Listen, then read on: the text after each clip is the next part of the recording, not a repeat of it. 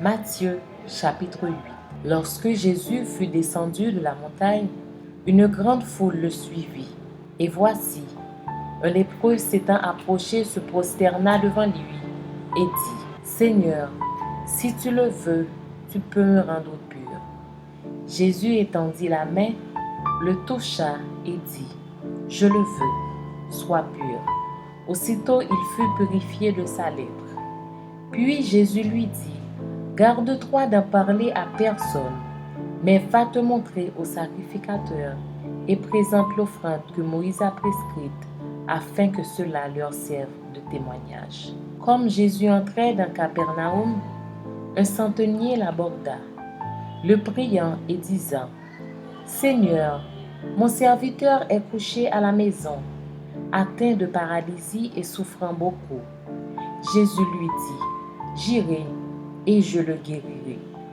Le centenier répondit, Seigneur, je ne suis pas digne que tu entres sous mon toit, mais dis seulement un mot et mon serviteur sera guéri. Car moi qui suis soumis à des supérieurs, j'ai des soldats sous mes ordres, et je dis à l'un, va et il va, à l'autre, viens et il vient, et à mon serviteur, fais cela et il le fait.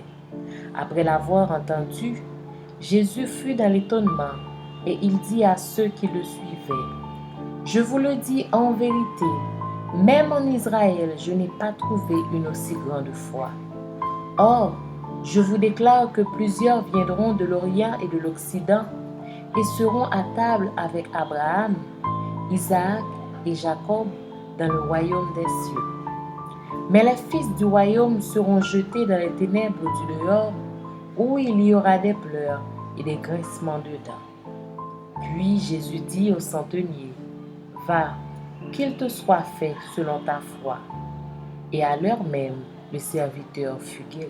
Jésus se rendit ensuite à la maison de Pierre, dont il vit la belle-mère couchée et ayant la fièvre.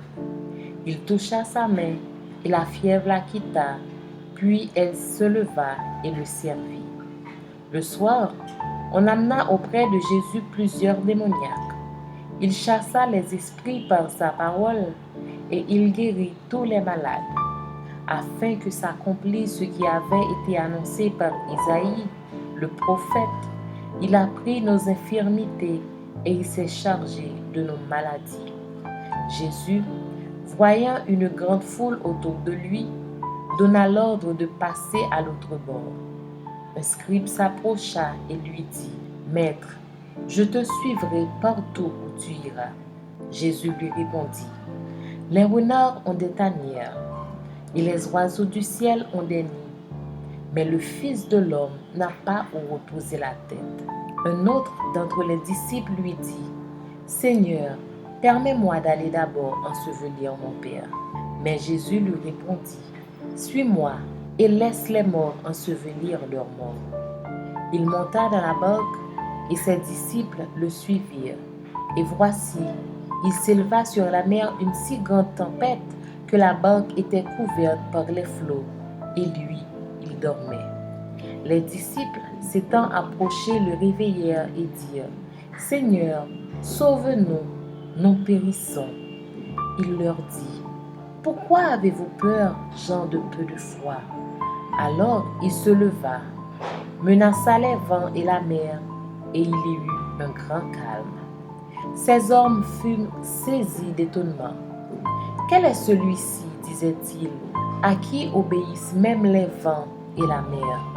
Lorsqu'il fut à l'autre bord, dans le pays des Gadaréniens, 2 démoniaques, sortant des sépulcres, vinrent au-devant de lui.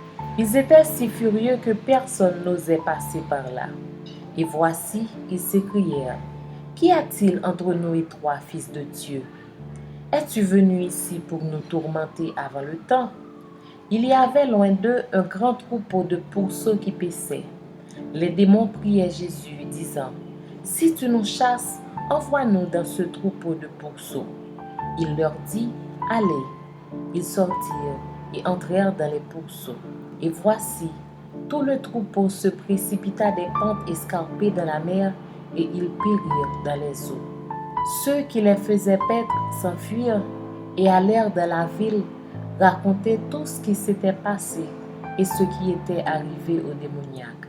Alors toute la ville sortit à la rencontre de Jésus, et dès qu'ils le virent, ils le supplièrent de quitter leur territoire.